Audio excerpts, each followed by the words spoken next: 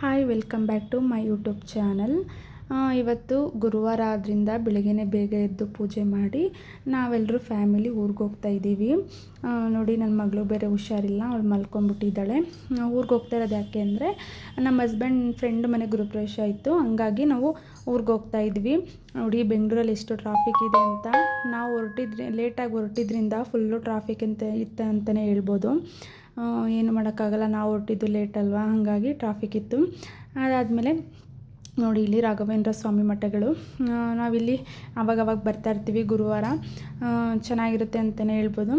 ಆಮೇಲೆ ನನ್ನ ಮಗಳು ಮಲಗ್ದವಳು ಎದ್ದೇಳಲೇ ಇಲ್ಲ. ಅವಳಿಗೆ ಸ್ವಲ್ಪ ಜ್ವರ ಜಾಸ್ತಿ ಇದರಿಂದ ಫುಲ್ಲು ಎದ್ದೇಳಲೇ ಇಲ್ಲ.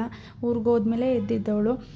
ಅದಾದಮೇಲೆ ನಾವು ಊರಿಗೆ ಹೋಗ್ಬಿಟ್ಟು ನಮ್ಮ ಅತ್ತೆನ ಕರ್ಕೊಂಡು, ಅವರು ಕರ್ಕೊಂಡು ಹೋಗ್ಬೇಕಿತ್ತು ಗುರುಪ್ರವೇಶಕ್ಕೆ, ಹಾಗಾಗಿ ಅವ್ರನ್ನೂ ಕರ್ಕೊಂಡು ನಾವಿವಾಗ ನಮ್ಮ ಹಸ್ಬೆಂಡ್ ಇದ್ದಾರಲ್ಲ ಅವ್ರ ಫ್ರೆಂಡ್ ಕಾರಲ್ಲಿ ಎಲ್ಲರೂ ಹೋಗ್ತಾ ಇದ್ದೀವಿ. ಫುಲ್ಲು ಪ್ಯಾಕಾಗಿ ಹಿಂದೆ ಕೂತ್ಕೊಬಿಟ್ಟಿದ್ರು ನಮ್ಮತ್ತೆ. ನಾನು ಮತ್ತು ನಮ್ಮತ್ತೆ ಹಿಂದೆನೇ ಕೂತಿದ್ವಿ ಅಂತಲೇ ಹೇಳ್ಬೋದು. ನಮ್ಮ ಮಕ್ಕಳು ಇಬ್ಬರು ವಿಂಡೋದು ಡೋರ್ ಓಪನ್ ಮಾಡಿದ್ರಿಂದ ಆ ಗಾಳಿಯೆಲ್ಲ ಏನು ಮಾಡ್ತಾಯಿತ್ತು, ನಮ್ಮ ಹಿಂದೆ ಬಂದು ಫುಲ್ಲು ಇದಾಗ್ತಾಯಿತ್ತು. ಆಗ ಕಿವಿ ನೋವೆಲ್ಲ ಬರ್ತಾಯಿತ್ತು, ಎಲ್ಲ ಫುಲ್ಲು ತಲೆಯೆಲ್ಲ ಕಟ್ಕೊಂಡು ಕೂತಿದ್ವಿ. ನಾವು ಹೊರಟಿದ್ದೇ ಲೇಟಾಗಿತ್ತು ಅಂತಲೇ ಹೇಳ್ಬೋದು. ಅಲ್ಲಿ ಹೋಗಿ ಸೇರೋದಕ್ಕೆ ನೈಟ್ ಆಗಿಬಿಟ್ಟಿತ್ತು. ಇದು ಬೆಳಗಿನ ವ್ಲಾಗ್ ಅಂತಲೇ ಹೇಳ್ಬೋದು. ಬೆಳಗ್ಗೆ ಎದ್ದು ನಾವಿಲ್ಲಿ ನಮ್ಮ ಹಸ್ಬೆಂಡ್ ಫ್ರೆಂಡ್ ಮನೇಲಿ ಮಲಗಿದ್ವಿ. ಎಲ್ಲ ರೆಡಿ ಆಗಿಬಿಟ್ಟು ನಾವಿವಾಗ ಅಲ್ಲಿ ಮನೆ ಹತ್ರ ಹೋಗೋಣ ಅಂದ್ಬಿಟ್ಟು ಹೋಗ್ತಾಯಿದ್ದೋ. ನಾನು ಇವಣ್ಣ ರೇಗಿಸಿದ, ಹಾಯ್ ಮಾಡಿ ಅಣ್ಣ ನಮ್ಮ ಯೂಟ್ಯೂಬ್ ಚಾನಲ್ಗೆ ಅಂತ. ಸರಿ ಹತ್ತ ಹಾಯ್ ಅಂದ್ಬಿಟ್ಟು ಇದು ಮಾಡ್ತಾಯಿದ್ರು. ನೋಡಿ, ಬೆಂಗಳೂರಲ್ಲಿ ನಾವು ಫುಲ್ಲು ವೆಹಿಕಲ್ಸ್ ನೋಡಿ ಊರುಗಳ ಕಡೆ ಈ ಥರ ಬಂದಾಗ ಗ್ರೀನರಿ ನೋಡಿದಾಗ ಒಂಥರ ಖುಷಿ ಆಗುತ್ತೆ, ಮಕ್ಳಿಗೊಂಥರ ಇಷ್ಟ ಆಗುತ್ತೆ.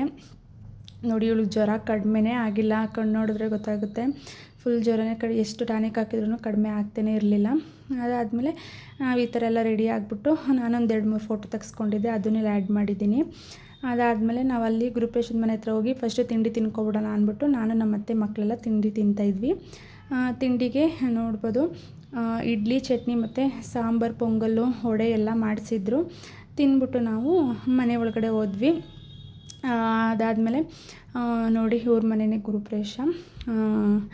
ಹೋಗ್ಬಿಟ್ಟು ಹಂಗೆ ಒಂದು ವಿಡಿಯೋ ಮಾಡಿಕೊಂಡೆ.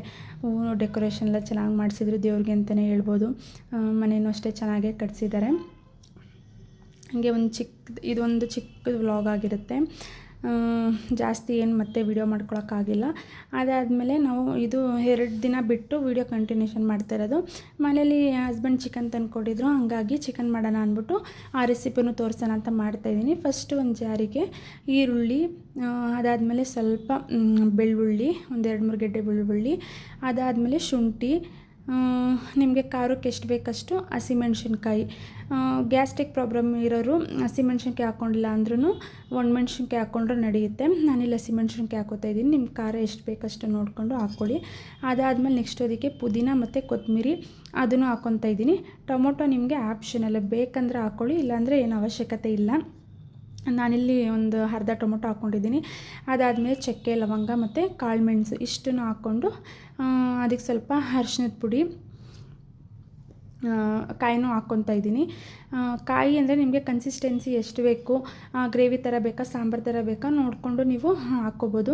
ಅದಾದಮೇಲೆ ಸ್ವಲ್ಪ ಅರಿಶಿನದ ಪುಡಿ, ಅದಾದಮೇಲೆ ಚಿಕನ್ ಮಸಾಲ ಸ್ವಲ್ಪ ಹಾಕ್ಕೊಂಡು ಅದನ್ನು ಚೆನ್ನಾಗಿ ನುಣ್ಣಗೆ ರುಬ್ಕೋಬೇಕು ನೀರು ಹಾಕ್ಕೊಂಡು. ನೋಡಿ, ಈ ಥರ ರುಬ್ಕೊಂಡಿದ್ದೀನಿ.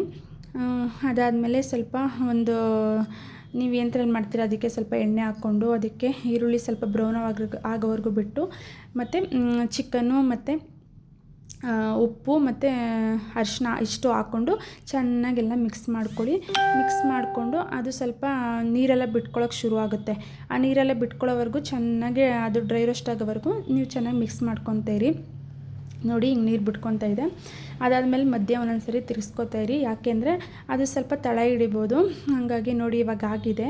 ಈ ಥರ ಡ್ರೈ ಆಗೋವರೆಗೂ ಬಿಟ್ಟು ನೆಕ್ಸ್ಟ್ ಅದಕ್ಕೆ ನಾವು ಮಸಾಲೆ ಹಾಕ್ಕೊಬೇಕು. ನೋಡಿ, ಇದು ರುಬ್ಬಿಟ್ಕೊಂಡಿರೋ ಮಸಾಲೆನ ಅದಕ್ಕೆ ಆ್ಯಡ್ ಮಾಡ್ತಾಯಿದ್ದೀನಿ. ಚೆನ್ನಾಗಿ ಅದನ್ನು ಮಿಕ್ಸ್ ಮಾಡ್ಕೊಬೇಕು. ಮಿಕ್ಸ್ ಮಾಡ್ಕೊಂಡು ಅದಕ್ಕೆ ನೀರು ಹಾಕೋಕ್ಕೆ ಹೋಗಬೇಡಿ, ಯಾಕೆಂದರೆ ಅದು ಹಸಿ ವಾಸನೆ ಎಲ್ಲ ಹೋಗಬೇಕು. ಸ್ವಲ್ಪ ಈ ಮಸಾಲೆ ಹಸಿ ಇದಲ್ವ, ಸ್ವಲ್ಪ ಅದು ಚೆನ್ನಾಗಿ ಚಿಕನಲ್ಲಿ ಸ್ವಲ್ಪ ಹಸಿ ವಾಸನೆ ಎಲ್ಲ ಹೋದ್ಮೇಲೆ ಆಮೇಲೆ ನೋಡಿ ಇವಾಗೆಲ್ಲ ಆಗಿದೆ. ಅದಾದಮೇಲೆ ಅದಕ್ಕೆ ನೀರು ಹಾಕ್ತಾಯಿದ್ದೀನಿ ನಾನು. ನೀರೂ ಅಷ್ಟೇ ನಿಮ್ಗೆ ಯಾವ ಥರ ಬೇಕು ಗ್ರೇವಿ ಥರ ಬೇಕಾ ಇಲ್ಲ ಸಾಂಬಾರು ಥರ ಬೇಕಾ ನೋಡಿಕೊಂಡು ನೀವು ಕನ್ಸಿಸ್ಟೆನ್ಸಿ ನೋಡಿಕೊಂಡು ಹಾಕೋಬೋದು. ನಾನಿಲ್ಲಿ ಸ್ವಲ್ಪ ಗ್ರೇವಿ ಥರನೇ ಮಾಡ್ತಾಯಿದ್ದೀನಿ. ಅದು ಬೆಂದಮೇಲೆ ಸ್ವಲ್ಪ ಗಟ್ಟಿ ಆಗುತ್ತೆ. ಆಮೇಲೆ ಸಿಂಕಲ್ಲಿ ಸ್ವಲ್ಪ ಪಾತ್ರೆ ಎಲ್ಲ ಇತ್ತು, ಎಲ್ಲ ತೊಳೆದ್ಬಿಡೋಣ ಅಂದ್ಬಿಟ್ಟು ಎಲ್ಲ ತೊಳಿತಾ ಇದೆ. ಆಮೇಲೆ ನನ್ನ ಮಗಂಗೆ ಊಟ ಹಾಕ್ಕೊಡೋಣ ಅಂದ್ಬಿಟ್ಟು ಹೋಗ್ತಾಯಿದ್ದೀನಿ. ಆಮೇಲೆ ಅವನಿಗೆ ಹಾಕ್ಕೊಟ್ಬಿಟ್ಟು ಆಲ್ರೆಡಿ ಸ್ವಲ್ಪ ಲೇಟ್ ಆಗಿತ್ತು, ಏನೂ ಮಾಡೋಕ್ಕಾಗಲ್ಲ.